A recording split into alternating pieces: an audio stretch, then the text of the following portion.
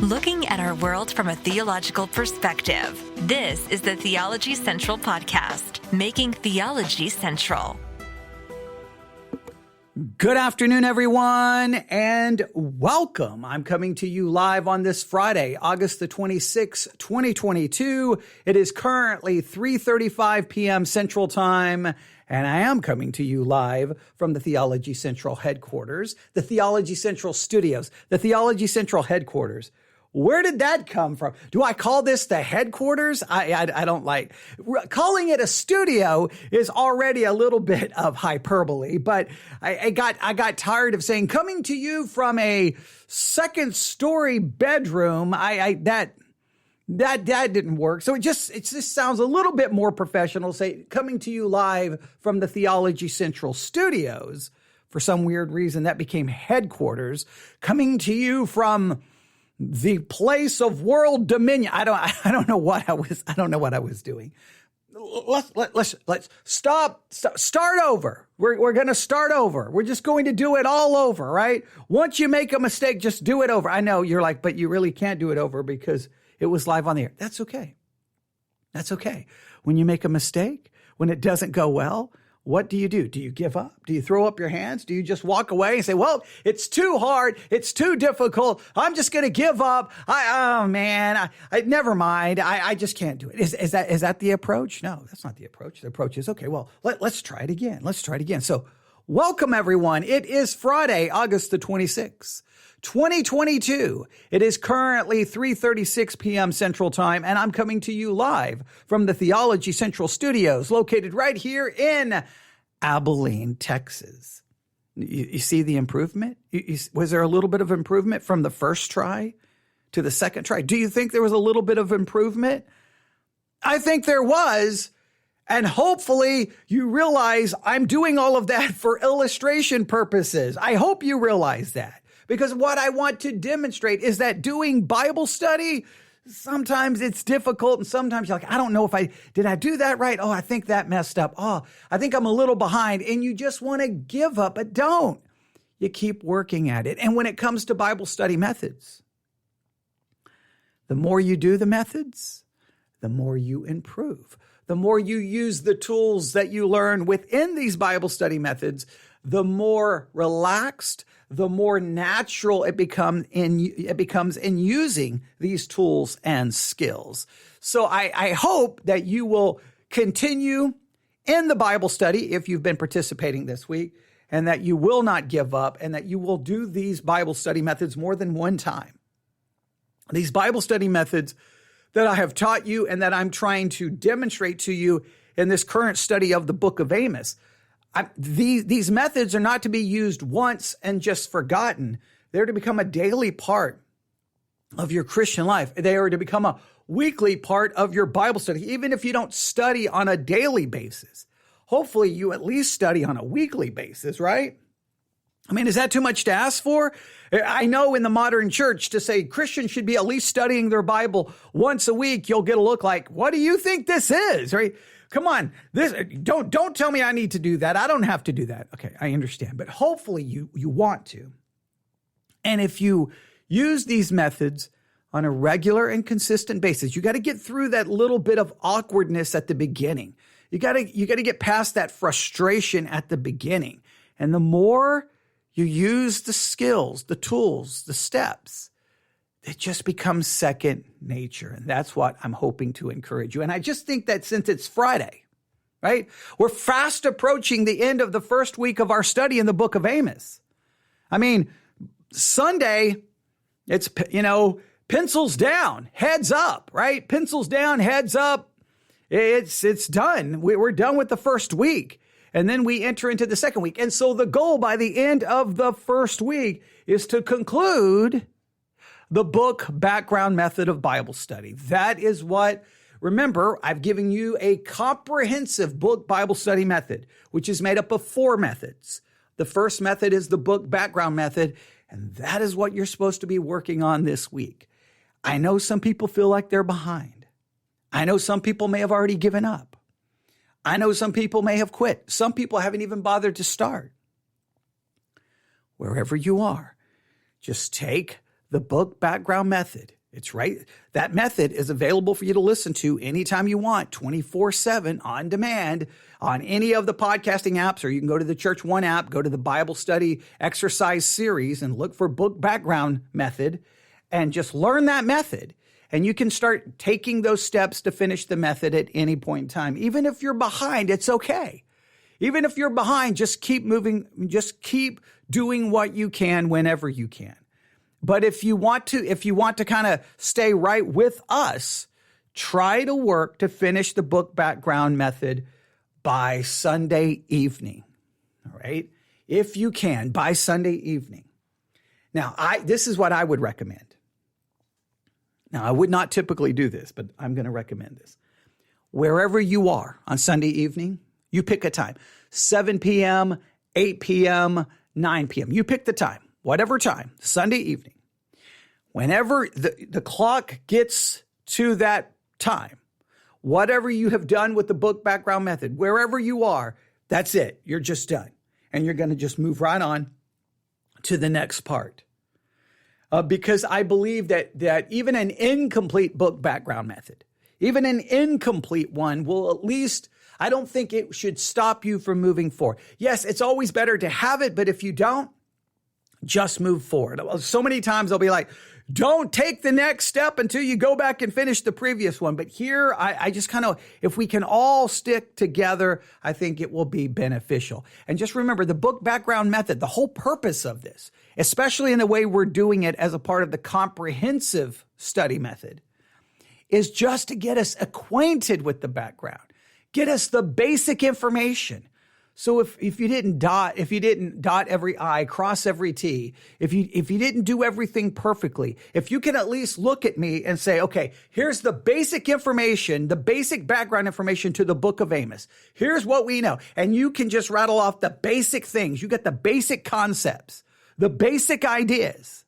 And if you've listened to the things that I have done in these episodes, then hopefully I think you'll be ready to go. I think we've accomplished what we set out to accomplish, all right?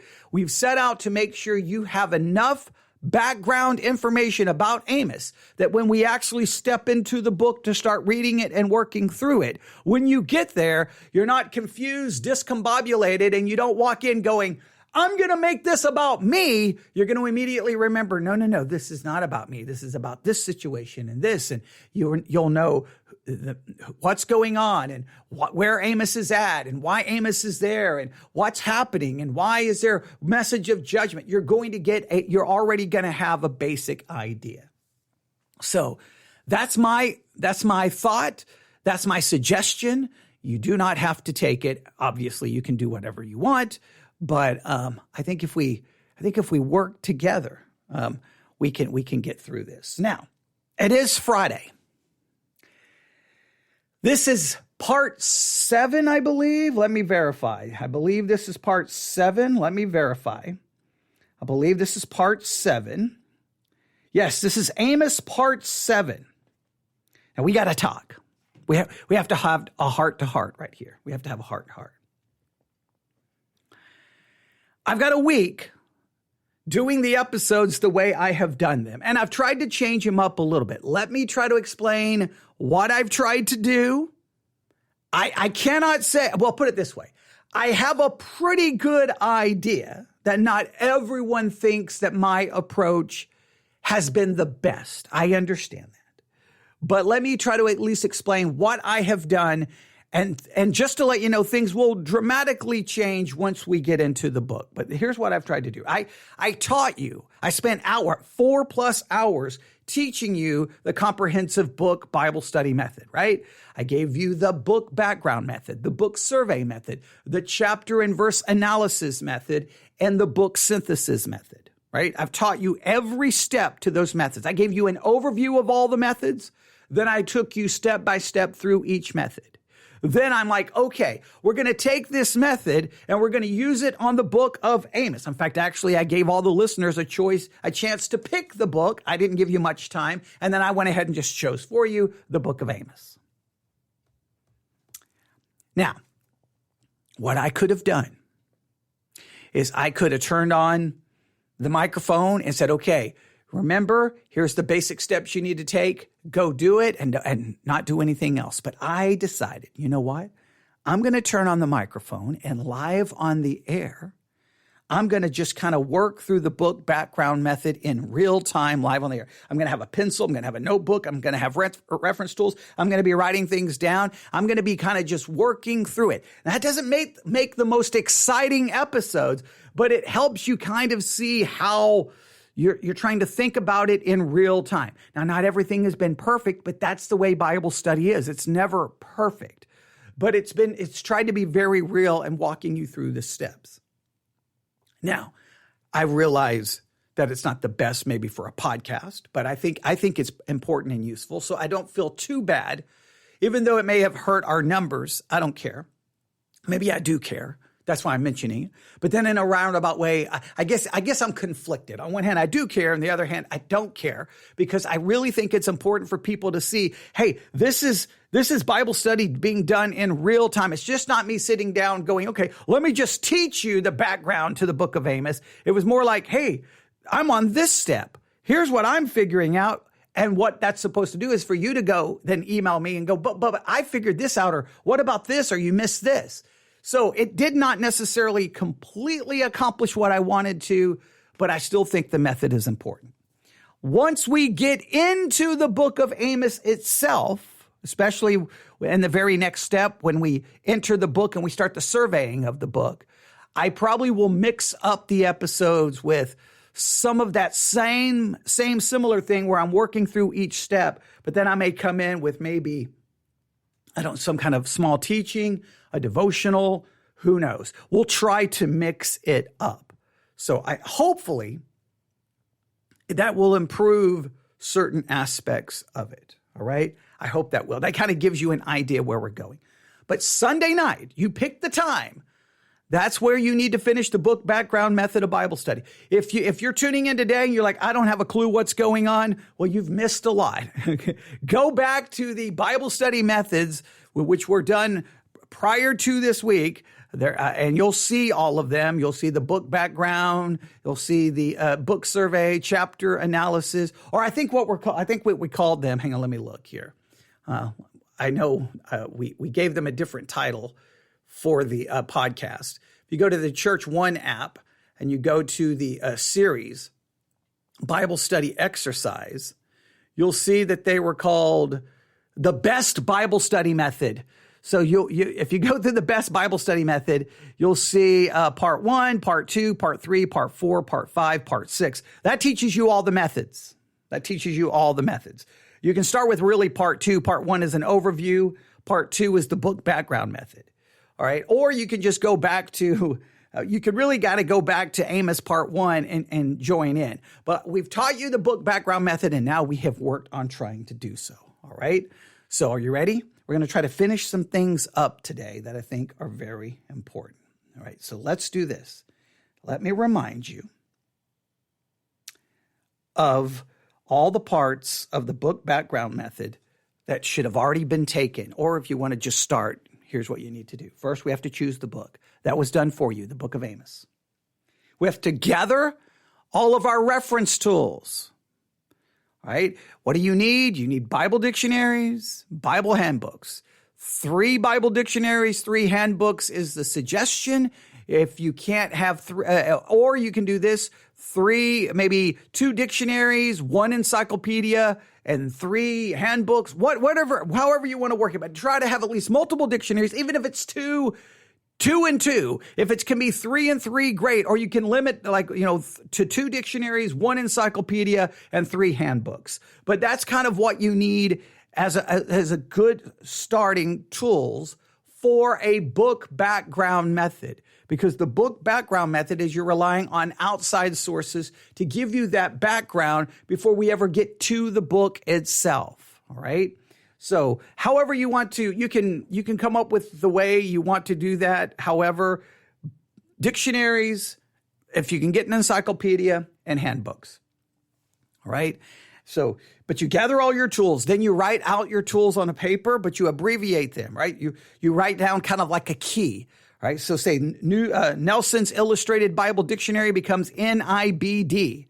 The Ultimate Bible Guide becomes UBG, right? And the reason you want to lay out that abbreviation is when you start writing out all the things you're finding in these tools, you can write down the abbreviation and the page number so that you document the source from which you got your information. That is very, very important, right? So choose the book, gather your tools, list them out, abbreviate them, and then you start with the 6 vital questions.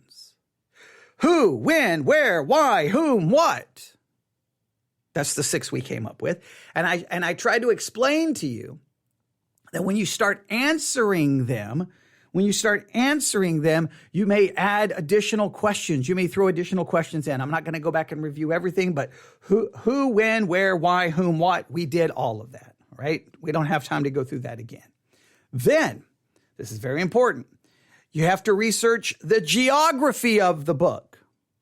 You need anywhere in your reference tools, now typically if we were doing this method by itself, you would be going through the book itself. You'd be skimming it, looking for all geographical references of places or mountains or anything dealing with geography. But in this particular case, what I wanted you to do is anything you found listed in your reference tools as you were reading about the background to the book and answering those 6 vital questions, you just write down those places. And we started making a list of places to look up. So we did the geography. I'm not going to go back and review it because, well, all of it's right there. You can go listen. Then we are to research the historical background. We haven't done much with that. And then we need to research the religious background. What major religious issues was going on at the time of the book? How does it impact our understanding of the text? And then we need to research the political background. And then we need to research the cultural background. And then we need to summarize our research. Okay? And then after we write our summary paragraph, we have to write down 2 or 3 hermeneutical keys that based on your background of the book, what are your hermeneutical keys you take from it? And I cannot stress the importance of this. When you're doing a book background study, you're gathering information, background information to the book so that you will have a hermeneutical key that can be very critical in leading you to interpret the book correctly. Sometimes the background information so much drives the way you interpret the book if you're going to do so correctly, right? So that's something I've given you to do. What we're going to work on today in just real time. I got reference tools here, real time. We're going to work a little bit on the religious background. Now, when we were studying the geography, we discovered that Bethel or Bethel was mentioned. That was interesting. Now, the way the New Illustrated Bible Dictionary described it, it almost sounded like, and I'm just going to walk you through how we figured this out. All right. So when we started studying the geography, we knew one of the things we had to look up was Judah, the southern kingdom. We had to look that up because, well, one, Amos lived in a town called Tekoa, which was located in Judah, the southern kingdom, all right? Not far from Jerusalem. So Amos lived in Tekoa, which was in Judah, the southern kingdom. All right, now that we need to have at least a basic understanding of the geography of the southern kingdom, right? Well, when we looked that up, I've got the Bible dictionary here. I'm just going to take you through this really quick.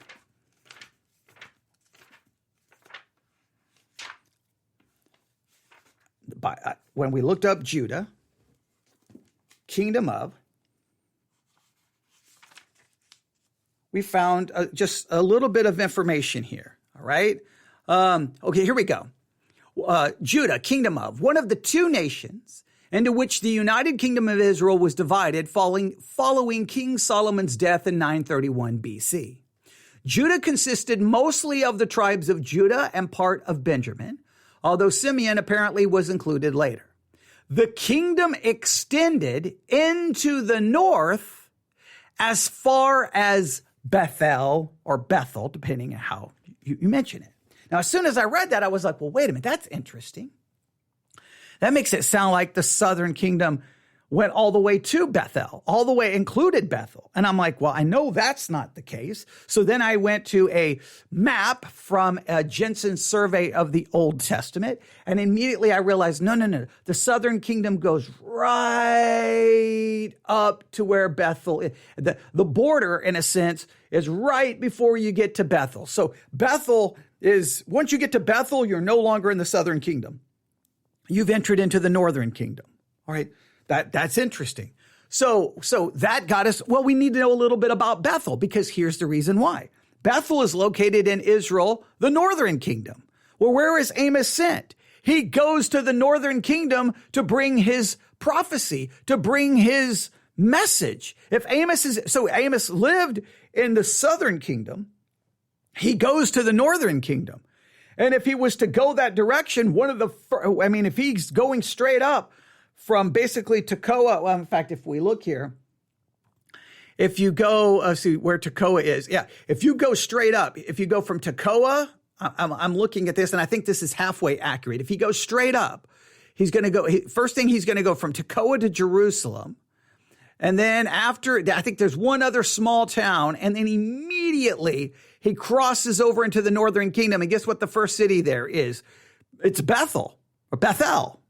So that makes sense. And then when we started looking around, we realized that a lot of it appears that many believe that that's where he delivered a lot of his prophecy was at Bethel. Now, we have some additional sources today that says he may have went to another city as well. So we'll have to consider that. But that immediately got us looking to Bethel, just from a geographical standpoint. So this is how we were looking at the geography and trying to put it all together. Because you say, well, what does this have to do with the book? This gives us an idea of where things are located, what's going on. So before we even step into the book, once we step into the book, we have an idea. Oh, Tekoa. I know where Tekoa is. It's not very far from Jerusalem. And if you just go straight up, your next thing you're going to do, you're going to be in Israel. You're going to be in the northern kingdom. And there's going to be Bethel, and Bethel, depending on how you want to say it, is right there. It gives you some sense of what's going on and what is happening. So I'm like, okay, let's do a little bit of work on Bethel, or Bethel, again, however you would like to say it. And more just from a geographical perspective. But as soon as we started reading a little bit about Bethel, I was like, we've got some, not but oh good. This is going to help us in our book background, because after we do the geography and we do the history, we need to look at kind of we got to research the religion of the time. And this becomes very critical, because where is Amos sent? The northern kingdom. One of the very first cities is Bethel. So I said, let's look up Bethel. Now, if you look up Bethel, you're going to find something so interesting. Okay, and we talked about this yesterday. If I can find it. Bethel. Here we go. Bethel means the house of God. It's the name of two cities, all right? A city of Canaan, all right? We talked a little bit about that, and then there was a second one, a city in the territory of Simeon. Now, the first one, a city of Canaan, about 19 kilometers, 12 miles north of Jerusalem. Bethel is mentioned more often in the Bible than any other city except Jerusalem. All right. So that's the Bethel we want. It's right there. You go from Jerusalem, you go about 12 miles north, and boom, you're in the northern kingdom. You're in Bethel. Now, this is why it's very important. After the death of Solomon and the division of his kingdom, Jeroboam, the king of Israel, of the northern kingdom, set up two calves of gold. One in Bethel and one in Dan. Thus, Bethel became a great center of idolatry. Very important. And the chief sanctuary of Israel, rivaling the temple in Jerusalem.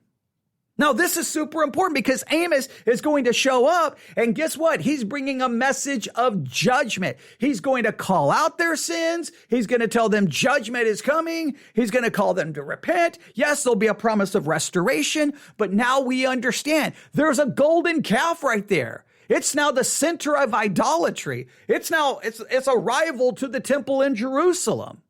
Okay, now we're getting some religious background to what's going on at the time of Amos. We know he comes from Tekoa in the southern kingdom.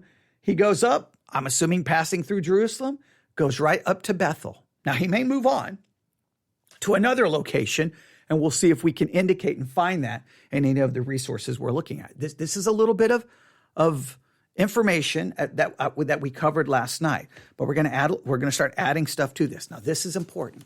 This is very important. The prophets Jeremiah and Amos denounced Bethel for its idolatries. We see this in Jeremiah 48:13. I'm not going to give you the reference in the book of Amos because right now in the book background portion, I don't want you looking at the book of Amos yet. All right.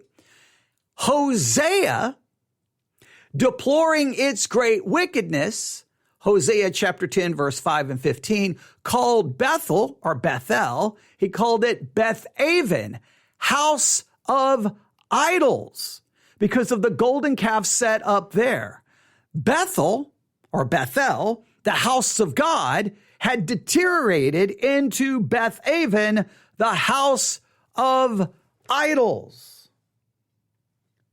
That's just a beautiful picture. Now, I did not make this clear last night, but let me make it clear today. Bethaven is a different city than Bethel. It's east of Bethel, right? I can't remember exactly how many miles. I'll look it up here in a second. But the thing is, Bethaven became a descriptor, to describe Bethel. The house of God had become the house of idols.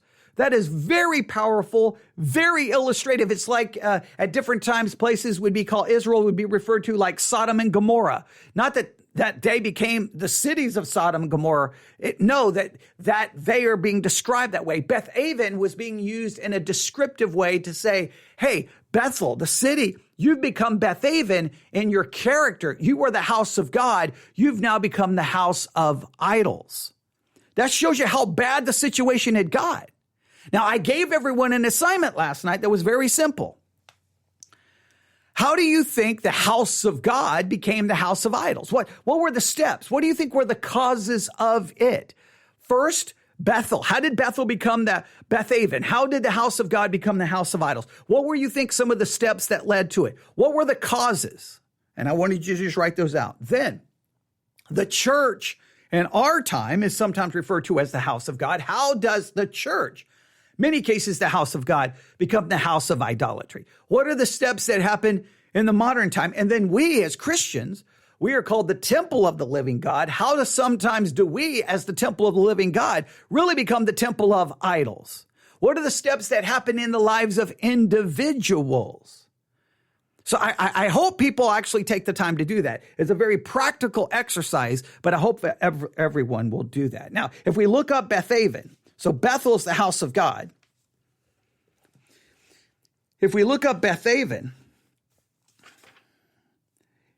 Bethaven means a house of idols. It is a town in the hill country of Benjamin, east of Bethel and west of Michmash.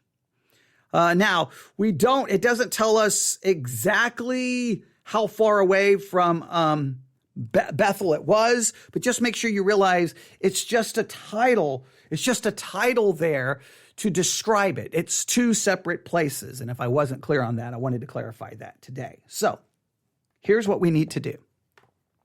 Here's what you need to do. All right. This is very important. I'm going to do a little bit of this for you. Not everything. I'm going to do a little bit. You need to try to figure out, because we need to know the religious background, everything you can find don't go doing extra research, because remember, this is a book background. We want to keep it somewhat simple. But in any of your reference tools, can you find anything that does any describing of the golden calf that was in Bethel? Any of the worship of the golden calf? any of the idolatry that was going on in Bethel, anything you can find in regards to their religious practices, the idolatry, the more you know, the better we understand the pronouncement of judgment that Amos is going to deliver when he arrives, possibly in Bethel. Now, I'm going to help you a little bit. All right, so just look up the idolatry. See if you can find anything. You may come across this phrase, fertility cults. Fertility cults. I'm going to go back to the Nelson's Bible Dictionary. I'm going to go back to the entry for Bethel, just to show you, because I believe they mention this a little bit, and it's a very important clue. Very important clue. All right. Here we go.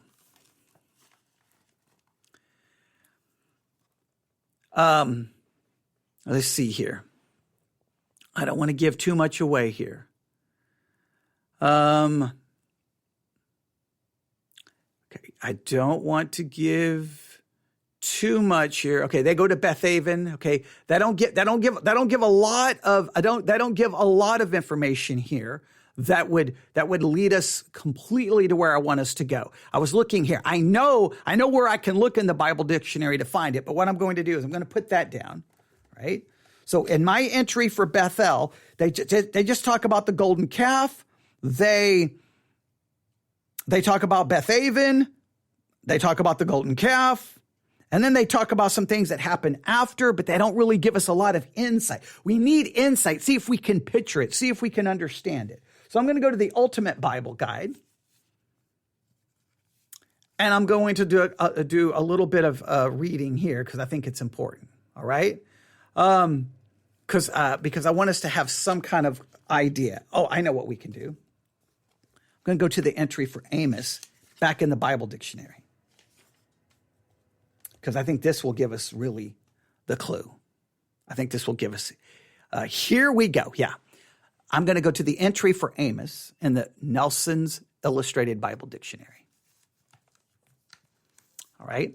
I'm trying not to give too much away. I get ready to read something. I'm like, no, not gonna do that. Because the goal is to get you involved. Remember, this is the whole reason I teach the way I'm teaching for most of the Bible study exercises. Is this podcast series is not designed for you to just sit there. It's designed for you to go get a Bible, a notebook, and tools, and to start studying for yourself. All right. So here we go. This is very important. I'm going to skip the other part because I don't want you to know that yet. Okay. Jeroboam encouraged the practice of fertility cults. Fertility cults. There's the phrase. Fertility cults. Look up anything in your reference about fertility cults. What do we know about them? And how does some of the worship and beliefs of the fertility cults show up in Bethel in the northern kingdom? And when we start reading the words of Amos, does some of his condemnation and description go, oh, that's the fertility cults. That's what he's referencing. Or are we not going to say anything? I tell you this, if we need to at least have some, you don't need to be an expert on the fertility cults. You need to have at least a basic understanding of what they were and some of the general practices. If you want to know the religious background of the time. Now, but this is important. Here we go. All right. Jeroboam encouraged the practice of fertility cults, mixing an element of, now you should know this word, I'll spell it out, B-A-A-L, worship. Now, depending on which preacher you listen to, it will be Baal worship. Some will say Baal worship. Some will say Baal worship. Some say, well, Baal. I've heard it pronounced so many different ways. Baal. I'm not here to get into an argument on how to say it, but just say, I'm going to go with Baal because B-A-A-L, I think it works. Baal worship. So we have fertility cult mixed with element of Baal worship. Listen, with Israel's faith in their Lord of the covenant. I want you to hear what's going on in the northern kingdom. This is crazy. So Jeroboam comes along. He's like, here's a little bit of fertility cult worship. All right. Here's a little bit of Baal worship. Okay. And here's a little bit of your faith in the Lord of the covenant. Let's all put it in a bowl, mix it up, and boom, here is your religion. It's a corrupted, apostate mess. Now, how did they go from the house of God, Bethel, how did they go from the house of God to the house of idols, which becomes this kind of new convoluted religion mixed with, this is very important. I'm going to go through the elements again because this is so important. Jeroboam encouraged the practice of fertility cults. So we got a little bit of fertility cults mixed with an element of Baal worship, mixed with Israel's faith in the Lord of the covenant. A little bit of this, a little bit of this, a lot of that. Mix it all together, and boom, what do you get? Not new and improved, but old and apostate. Now, I still want you, again, when you're doing book background, it can become so academic that you miss the devotional part of this. I need you to process and think and discuss. How did they get from here to here? What led to it? And you can just speculate. If you don't think, just throw out your theory here. This is just for discussion purposes, right? Now you can write down your theory and we can test it later. Maybe we'll get some idea. Maybe we'll get some hints when we get actually into the book of Amos. This is so very important. I really hope people are taking this part of my assignment giving serious, because it will be, if I was teaching this in a Bible college or a seminary, you would be getting points taken off if you didn't take this part seriously, because this, I think, is going to become the hermeneutical keys to the book. They're the house of God. How in the world do they end up with fertility worship, Baal worship, and the worship in the true God all mixed together? How does that happen? Very important. Now, this is interesting. If you look this up, you don't get, if you just look right here, you don't get a lot of information. So I thought, you know what, let's look up fertility cults. I wonder, does anything show up for fertility cults to give me some idea? Because that's one of the elements here. Do I get anything here for fertility cults? So I look. Do I find anything for fertility cults? And so I went to look, and guess what? Nothing. And I'm like, well, that's not helpful. I need something about fertility cults because that's one of the elements. I'm like, well, I can't find anything there. Oh, let's look up Baal. Let's look that up. Because obviously we know that that is mentioned. So I went here trying to find it. I found a little bit here. Baal means Lord, Master, the name of one or more false gods, a place. It's also named as a place, and two people in the Old Testament. Now, this is what I found was interesting. Now, remember a fertility cult mixed with Baal worship? Now, please note this. This is very important. The very first entry here, a fertility and nature god of the Canaanites and Phoenicians. See gods pagan. All right. So let's look up gods pagan. All right. Oh, there it is. Gods pagan. Now, this is a gigantic entry. We could be reading this for the next 6 months. They have an entire chart here of the pagan gods mentioned in the Bible. These reference tools are so vital to any meaningful Bible study. They're so meaningful. Okay. So I started just looking around. Okay. There's Egypt. Oh, wait. Here is Canaan, the pagan gods of Canaan. Now, I think this is interesting. The pagan peoples who inhabited the land of Canaan before the Israelites arrived also worshiped many gods and goddesses. All right. They talk about the Canaanite literature, some of those gods. The Canaanite god most often referred to is Baal, which means Lord or master. The word could be used as a title for any person who owns something or any good considered to be, or any god considered to be a lord or master. But the word Baal soon became identified with various regional gods that were thought to provide fertility for crops and livestock. As a god who symbolized the productive forces of nature, Baal was worshipped with much sensuality. Okay, so we've got, now please note, so now your crops and livestock. Why would you want to worship Baal? You need good crops and you need healthy livestock. And how do you engage in said worship? Through much sensuality. You can get an idea what was going on, the house of God had turned into this. And what was one of the things there? A golden calf. Baal is the Lord and master of the livestock, of the crops. Now, this is important. The Canaanite, Baal appeared in many forms and under many different names. The Bible often makes references to Balaam, the plural of Baal. That's Balaam. It's Baalim. You almost want to say Balaam. And then they talk about some other things. Now, and then they mix it with a lot. They use it in forming names, and I won't go through all of that. They do have a bronze likeness here. Not super helpful here, but there's a lot of information. So we'll stop right. I'm not going to stop right there for that. But before we move on, let's do a little summary here. Trying to do it in real time, live on the air. You're trying to move books around. You're trying everything, but that's okay. This is the fun part. We're like working on this together. All right. So here's what we need to do.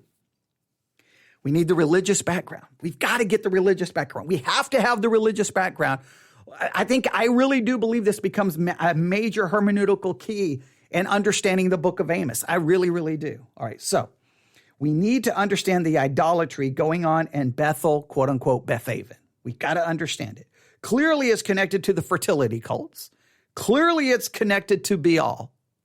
So anything you can find about Baal, anything you can find out about the fertility cults. You don't need to go full-blown research mode. You just need to be able to basic idea of the fertility cults, the basic idea of Baal, and Baal would be clearly connected with the fertility cults because basically it's connected with the god of fertility, of livestock and crops. And the worship involves sensuality. I mean, you can see how all of this comes together. You need to understand all of that. At least a basic idea, but I want you to continue for devotional purposes. I want you to work on answering my question. How does the house of God, Bethel, become Bethaven? How does the house of the true God become the house of Baal? How does the house of the true living God becomes the house of fertility cults?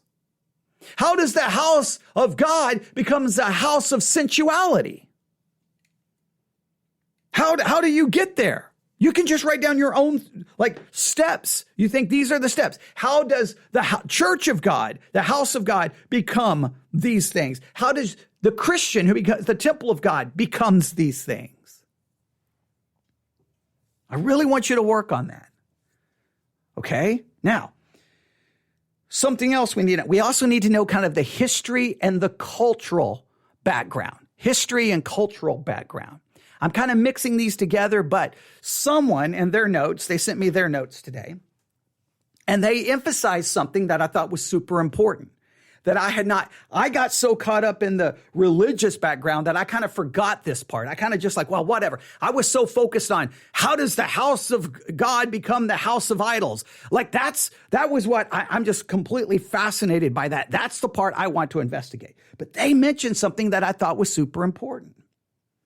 Maybe one of the hermeneutical keys in understanding what's going on and what Amos is going to do maybe we need to understand the wealth and prosperity of Bethel.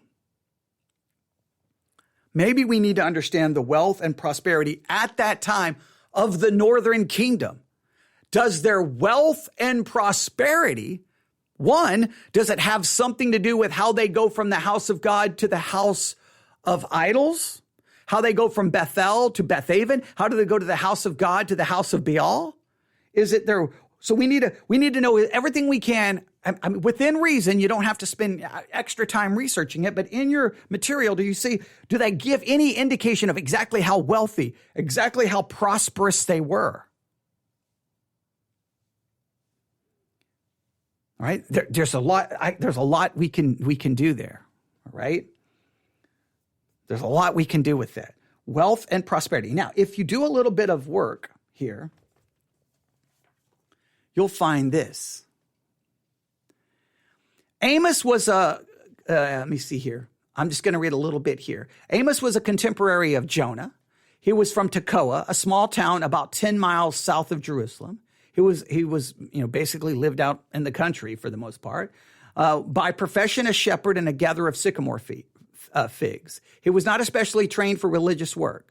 I was not a prophet or the son of a prophet. Amos chapter 7, verse 14. Nothing is known of his family's life.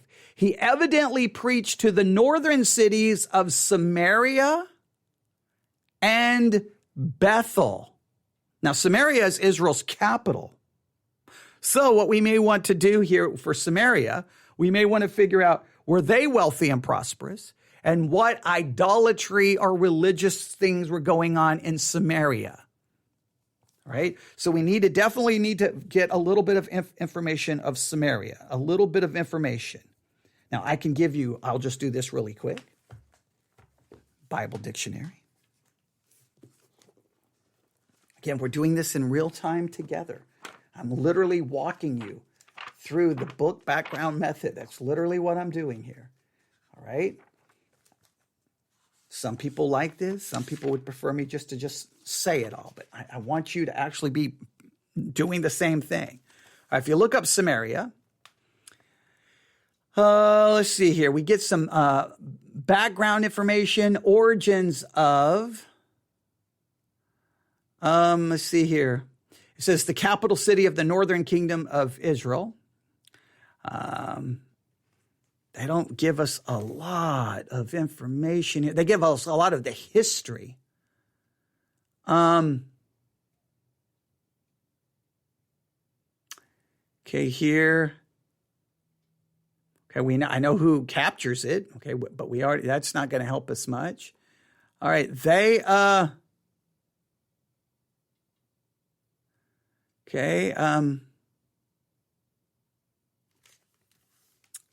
that's a little bit of information. If you look up Samaria region of, you may get a little bit of information there.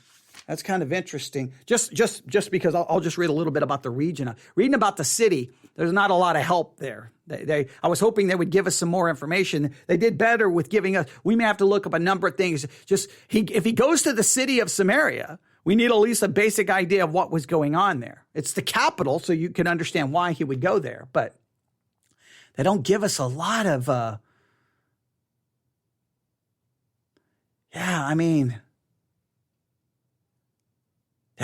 was hoping they would give us more. But if you look at the region or the region of Samaria, a territory in the uplands of central Canaan that correspond roughly to the lands allotted to the tribe of Ephraim and the western portion of Manasseh, Samaria consisted of about 1,400 square miles of attractive, fertile land bounded by Bethel on the south and Mount Carmel on the north. Its rich soil produced valuable grain, crops, olives, and grapes. May give us some insight to maybe their wealth, their luxury, and may once again lead us to why they are worshiping fertility cults and the fertility gods. All right? So that's just interesting information that he possibly preached there as well. Amos, then we already have the message, so they don't give us much help there. Let's see, anything else here that they give us? Anything else here? No. Okay.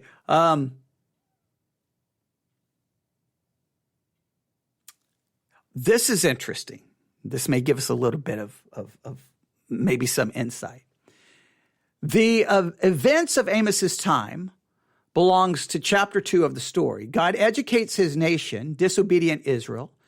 It reminds God's people that peace and prosperity can be threats to behaving like God's people. So how does the house of God become the house of idols? Is it peace and prosperity?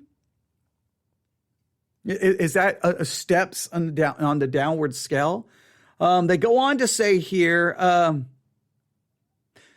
okay, I'm going to another page, and I'm reading these from the Ultimate Bible Guide. I'm trying to skip around and not give around too much information because I'm not trying to give you everything here. We learned this. During Amos's day, the people of the northern kingdom, so the whole kingdom, not just Bethel, not just Samaria, the whole kingdom, felt politically, economically, and religiously secure. Amos announced that these were false securities. I'm not going to read that because that's going to give away. Economically good times had led to social corruption. Religiously, the worship of the Lord had been compromised by idolatry. There you go. So we need to add. So when we're looking at the religious background, we need to look at idolatry in Bethel, see what idolatry was possibly going on in Samaria. The fertility cults, were they present in both? And Baal. Then kind of for the history background, cultural background, we need to know about the wealth and prosperity of Bethel, Samaria, or the northern kingdom at that time. Anything about their wealth and prosperity. All right? Then you need a little bit of the political background. This is simple. This is easy. Look up and just read and get a basic summary of King Uzziah. He's ruling in Judah at the time of Amos. So King Uzziah, right? What were some? You don't need to know every detail, but just the basic things. What was going on in the southern kingdom? That's where Amos lived, in Tekoa in Judah. The king was Uzziah. What was going on? And then King Jeroboam II, he was the king ruling in Israel at the time. Get a basic idea. That will give you the political aspects. What were they doing as kings? What, good kings, bad kings, indifferent? We know Jeroboam introduces, he introduces fertility cult worship, Baal worship, and mixes it with the worship of the true God. So we know, and that's interesting. Does the politics corrupt the people of God?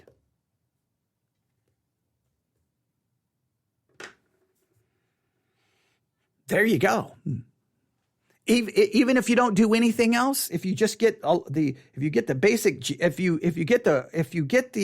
I can speak correctly, if you get the who, when, where, why, whom, what kind of questions answered, when was the book written? When do the events occur? Where was the book written? Why was the book written? Whom was it written to? What was going on when it was written? What was going on at the time of the events of the book? If you get those basic 6 down, you know a little bit about the geography: Judah, Assyria, Israel, Samaria, Bethel, Bethaven. I mean, all of those basic things that we've looked at. You got a basic view of the geography. If you have the religious background down, the idolatry in Bethel, that it was called Bethaven, the fertility cults, Baal, figure out what was going on there. If you'll look at the wealth and prosperity, well, that gives you the geography. Then you need the religious background. For historical background and cultural background, you need to know the wealth and prosperity of what was going on at the time. And then for the political background, you need to basically just know something about Uzziah and Jeroboam. Then you summarize that, and you're done with your book background method. There you go. And I've done a lot of the work for you, a little bit. But please,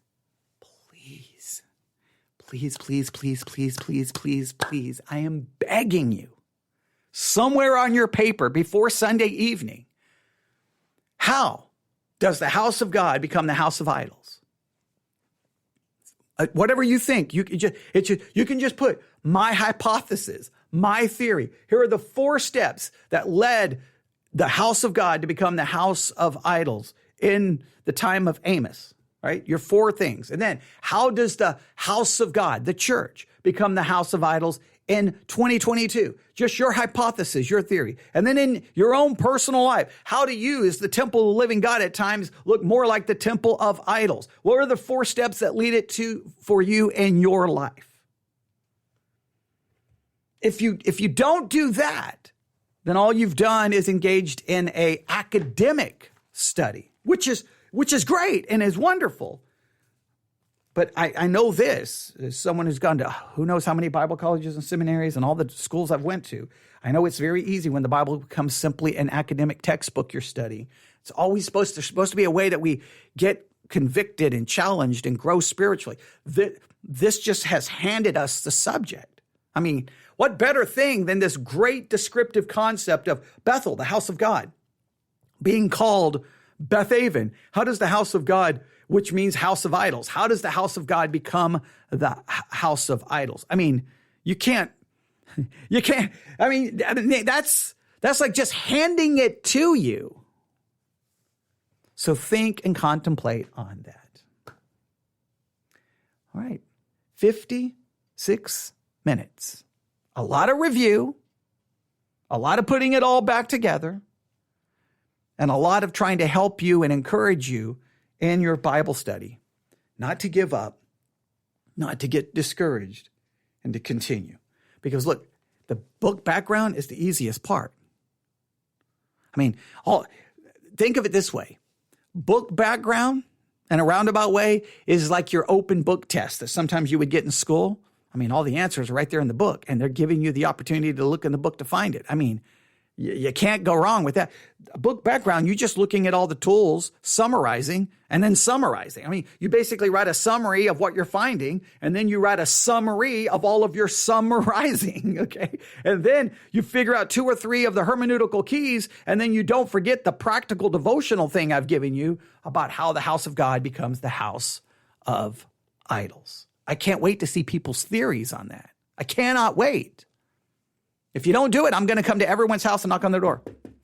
I want my list. I want my list. I can't remember the movie back in the 80s, but there was that throughout the movie, this kid would show up on a bicycle going, I want my $5. He kept wherever. It was just the most random thing in the world. And it used to make me crack up. I can't remember. I think it was a John Cusack movie, but it would make me just crack up. I want my $5. Well, I'm just going to, I want my list. It'll be 3 a.m. I want my list. And you'll be like, go away. No, I'm going to camp out in your front yard until I get my list of how the house of God becomes the house of idols. Right? If you don't do that, you fail. Okay? That's it. I can't fail anybody. But if I could, I would. Because I want people to get the something devotional. And I think it's very key in why Amos is going to Bethel. Like why? And to Samaria. I think it's very important that we understand that as well. All right. And I'm going to look really quick. How far? Hang on. I'm going to open up my Jensen survey. I'm going to find my Jensen survey. Where is my map? Where's my map? Okay.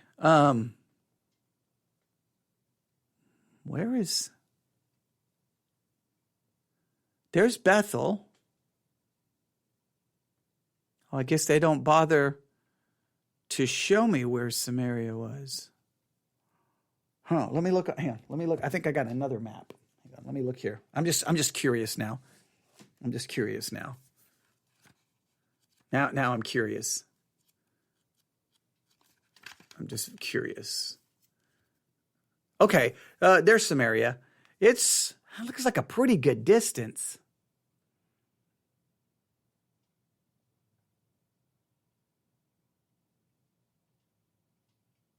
That looks like a really good distance from Bethel to Samaria. So did he go to Bethel for a little while, then go to Samaria? I mean, it's not like he could have been I wonder if he went to Bethel, declared all of his prophecies, all the prophecies in Bethel, then moved on to Samaria, declared all of his prophecies in Samaria, and then came back home to Tekoa, where possibly the book was written? Or would it make sense to go straight to Samaria, then go to Bethel? I don't know. But there you have it. It's also, well, I'm not going to offer that. There's a place I just on this map on the Ultimate Bible Guide.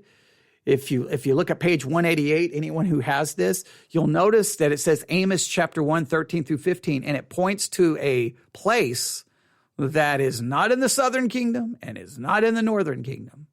And then above that, it names another place, Amos 1, 2 through 5, that is not in the northern or southern kingdom. Do we need to know about those areas?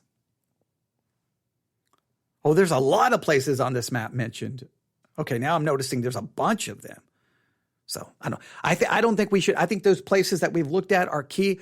Those others, if they're mentioned in the text, we'll deal with it in our other studies and our other Bible study methods. All right, you can email me if you need any help, need any assistance, if you need any books that we can help you get. If you just I don't know what to start, we've got some books we can send you. We'll do our best if we can afford it.